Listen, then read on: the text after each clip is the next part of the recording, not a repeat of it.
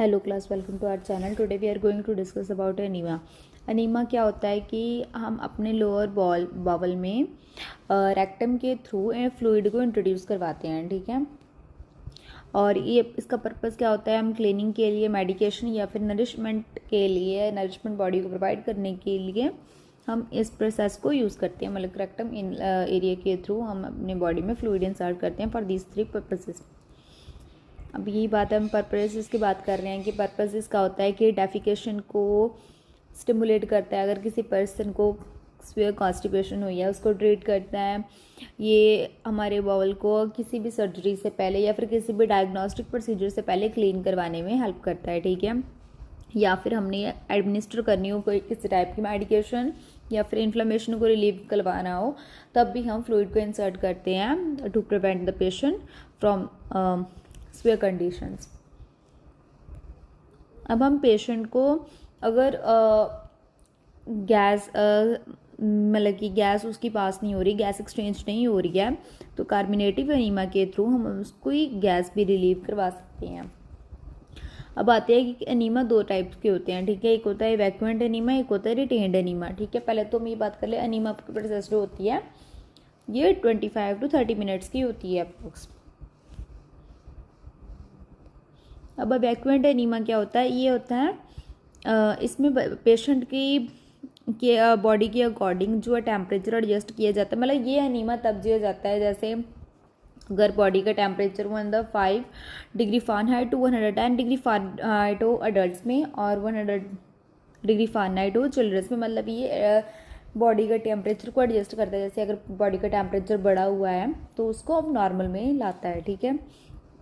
और जो अमाउंट हम देते हैं वो पेशेंट के साइज़, एज या पर्सन के बॉडी टाइप के अकॉर्डिंग ही अमाउंट जो है इंसर्ट की जाती है, ठीक है। अडल्ट में हम 500 to 100,000 ml यूज़ कर सकते हैं इवैक्यूएंट एनीमा में, और चिल्ड्रंस में 250 to 500 ml, ठीक है।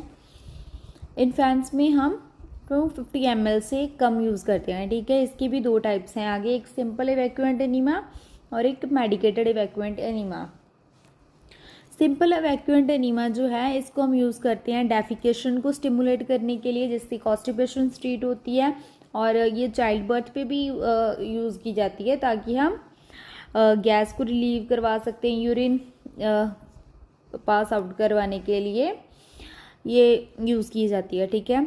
और इसमें सॉल्यूशंस यूज़ किए जाते हैं, सोप और वाटर जेली हो गया, नॉर्मल सलाइन हो गया, टैप वाटर हो गया। फिर मेडिकेटेड एनीमा आगे फर्दर कुछ टाइप्स में डिवाइडेड है। पहले हमारे पास आती है oil enema. Oil enema patient को के रेक्टम एरिया में यूज़ किया जाता है ताकि उसका फीकल मैटर जो है उसको हम सॉफ्ट सूदिंग प्रोवाइड कर सकें, उसका स्वेयर कॉन्स्टिपेशन ट्रीट हो सके, ताकि उसको किसी इंजरी या फिर वुंड से हेल्प मिल सके, अवॉइड कर सके हम कोई। और इसमें क्या क्या यूज़ किया जाता है, एक तो ऑलिव ऑयल और एक कैस्टर ऑयल, ठीक है।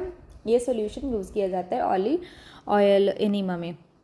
सेकंड हमारे पास आता है परगेटिव एनीमा। परगेटिव एनीमा ये होता है, ये बॉवल एवैक्यूलेशन के लिए यूज़ किया जाता है। मतलब कि पेरिस्टालसिस जो मूवमेंट है उसको स्टिमुलेट करता है, ठीक है। इसमें सॉल्यूशंस जो होती हैं ग्लिसरीन और कैस्टर ऑयल, ठीक है। और इसको हम ना परगेटिव एनीमा को हम 1, 2, 3 एनीमा भी बोलते हैं, क्योंकि इसमें जो सोल्यूशन प्रोवाइड किया जाता है उसकी ना क्वांटिटी 3 स्टेजेस में दी जाती है। जैसे पहले 30 ml, फिर 60, देन 90, ठीक है। इसकी वजह से इसको 1, 2, 3 एनीमा भी बोला जाता है। नेक्स्ट आता है कार्बोनेटिव एनीमा। कार्बोनेटिव एनीमा जो है ये गैस को रिलीव करने के लिए यूज़ किया जाता है। इसमें सोल्यूशन यूज़ किया जाता है एसाफेटाइड एंड टेर्पिनेटिव, ठीक है। फिर आती है एस्ट्रीजेंट एनीमा। एस्ट्रीजेंट एनीमा जो होता है ये ब्लीडिंग को स्टॉप करने के लिए या फिर म्यूकस डिस्चार्ज जो हो रहा है इन्फ्लेमेशन की वजह से उसको स्टॉप करने के लिए यूज़ किया जाता है। जैसे हमारे ब्लड वेसल्स की कॉन्ट्रैक्शन से किसी के बॉडी में इन्फ्लेमेशन हो चुकी है, अगर बॉडी में इन्फ्लेमेशन हो चुकी है उसको रोकने में हेल्प करता है, ठीक है। और इसमें आते हैं एलम हो गया या फिर सिल्वर नाइट्रेट हो गया। फिर आता है कोल्ड एनीमा। कोल्ड एनीमा जो होता है ये बॉडी का टेम्परेचर डिक्रीज़ करने के लिए यूज़ किया जाता है, जैसे हीट स्ट्रोक में या फिर हाइपरपायरेक्सिया में, जैसे आइस कोल्ड वाटर हो गया। ठीक है। फिर एंटी हेलमेंटिक एनीमा हो गया, ये यूज़ किया जाता है इंटेस्टाइनल वॉर्म्स को डिस्ट्रॉय या फिर एक्सपेल आउट करने के लिए इस एनीमा को यूज़ किया जाता है। इसमें सोल्यूशन यूज़ होते हैं हाइपरटोनिक सोल्यूशंस हो गए, इन्फ्यूज़न ऑफ क्वेसिया, ठीक है। फिर आता है second retained enema. Retained enema जो होता है इसमें जो सोल्यूशन होता है वो बॉडी में कितना टाइम रिटेन रहता है, 10 to 15 मिनट्स तक, ठीक है। फर्स्ट होता है स्टिमुलेंट एनीमा। स्टिमुलेंट एनीमा में वो एजेंट होते हैं जो टेम्परेचर को इंक्रीज़ कर देते हैं अपने फंक्शंस के साथ, ठीक है। जैसे बॉडी वाइटल बॉडी ऑर्गन्स का जो फंक्शन है उसका बॉडी टेम्परेचर को इंक्रीज़ कर देते हैं, ठीक है। ट्रीटमेंट शॉक वगैरह या फिर क्लैप्सिंग हो रहा है पेशेंट पॉइजनिंग की वजह से या फिर कुछ और रीज़न की वजह से, तो उसमें पेशेंट को ये वाला स्टिमुलेंट एनीमा यूज़ किया जाता है ताकि पेशेंट को रिलीफ प्रोवाइड की जा सके। इसमें जैसे ब्लैक कॉफ़ी दी जाती है इन ओपियम पॉइजनिंग। अगर ओपियम की पॉइजनिंग हो गई है, ओवरडोज ले लिया है, पॉइजनिंग हो गई है बॉडी में, तो उसमें ब्लैक कॉफ़ी प्रोवाइड की जाती है ताकि पेशेंट जो है कोलैप्स होने से बच जाए या फिर शॉक ना लगे उसको। फिर आता है न्यूट्रिएंट एनीमा। न्यूट्रिएंट एनीमा में जो पेशेंट फूड ऑरली नहीं ले सकता या फिर ऑरली उसको डाइजेस्ट नहीं हो रहा है, ऑरली लिया हुआ, देन उसको हम रेक्टम के थ्रू भी न्यूट्रिशन प्रोवाइड कर सकते हैं, पर इसमें प्री डाइजेस्टेड फूड होता है, ठीक है।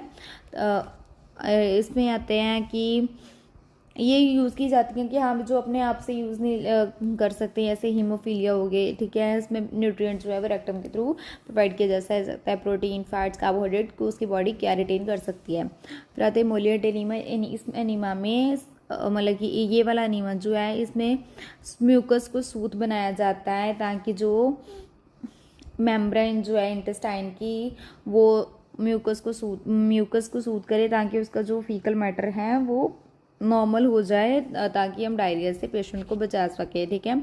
इसको हम लुब्रिकेटिंग एनीमा भी बोलते हैं। इसमें सोल्यूशन यूज़ किए जाते हैं नॉर्मल सलाइन या फिर पेप्टोनाइज्ड मिल्क। फिर आता है सेडेटिव एनीमा। सेडेटिव एनीमा में आया कि सेडेशन या फिर सेडेटिक ड्रग्स प्रोड्यूस की जाती है, मतलब इंसर्ट की जाती है। इसमें आता है पैराहेल्डिहाइड, ठीक है, जिसको हम पोटेशियम ब्रोमाइड भी बोल देते हैं।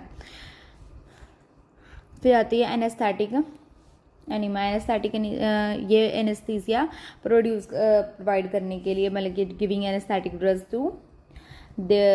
Through enema rectal area through anaemic process, ठीक है।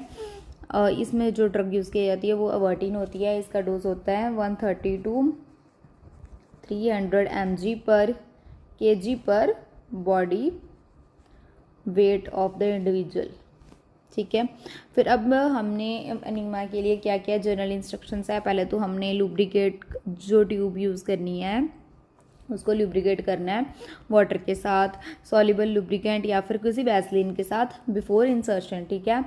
फिर हमने लुब्रिकेटेड को फ्लेक्स करना है अप्रोप्रिएटली। कैथेटर जो साइज होना चाहिए रेक्टल का वो होता है डिफरेंट फॉर एवरीवन। अडल्ट के लिए 22 फ्रेंच साइज और स्कूल गोइंग चिल्ड्रंस के लिए जो 14 to 18 फ्रेंच, एंड इन्फेंट के लिए 12। डिस्टेंस क्या होता है, जो पेशेंट का रेक्टम का साइज़ है उसके ऊपर ट्यूब का साइज़ या फिर उसका डिस्टेंस जो है वो डिपेंड करता है, और वो भी एज के अकॉर्डिंग। जैसे कितनी हमने इंसर्ट करनी है, अडल्ट जो है उसमें हमने 7.5 to 10 सेंटीमीटर यानी कि 3 to 4 इंच हम इंसर्ट कर सकते हैं, ठीक है। चिल्ड्रन है उसमें हम 2 to 3 इंच इंसर्ट कर सकते हैं, 5 to 7.5 centimetre, that's it. And infant है उसमें हम 1 to 5 इंच या फिर 2.5 to 3.75 सेंटीमीटर इंसर्ट कर सकते हैं, ठीक है। जो एनीमा की हाइट है वो अकॉर्डिंग टू एनीमा हमने एडजस्ट करनी है, ठीक है। जैसे अब क्लीनिंग है, इवैक्यूएट कर रहे हैं तो हम 18 इंच ऊपर रख सकते हैं 45 सेंटीमीटर तक, ठीक है। रिटेंशन है उसमें हम 8 इंच या फिर 25 सेंटीमीटर तक उसको रख सकते हैं फ्रॉम एनएस, ठीक है। और अगर पेशेंट को डिस्कम्फर्ट फील हो रहा है देन हमने पेशेंट एनीमा की हाइट जो है वो कम रिड्यूस करनी है ताकि हम पेशेंट को कंफर्ट प्रोवाइड कर सकें। देन जी अगर पेशेंट को वही है कि हाँ भाई अगर उसको पेशेंट को अनीमा की प्रोसेस के थ्रू अर्ज हो रही है डेफिकेशन की, एब्डोमिनल क्रैम्प्स हो रहे हैं या फिर पेन हो रहा है पेरिस्टालसिस मूवमेंट पास करने का, तो हमने ये एडमिनिस्ट्रेशन को स्टॉप कर देना है। ठीक है, तो हमने यही पढ़ा कि ये सारी प्रोसेसेस हैं। अगर पेशेंट को डिस्कम्फर्ट फील हो रहा है, हमने या तो वो हाइड्रेट यूज़ कर देनी है एनीमा की, या फिर हमने पेशेंट को कंफर्ट मतलब कि कंफर्ट जोन तो प्रोवाइड ही करना ही है, ये फिर प्रोसेस जो है वो स्टॉप कर देनी है अगर हाइड्रेट यूज़ करने से भी पेशेंट को कंफर्ट नहीं मिल रहा है। Okay guys, thank you for watching this video. Hope you understand and do follow, like and subscribe this video.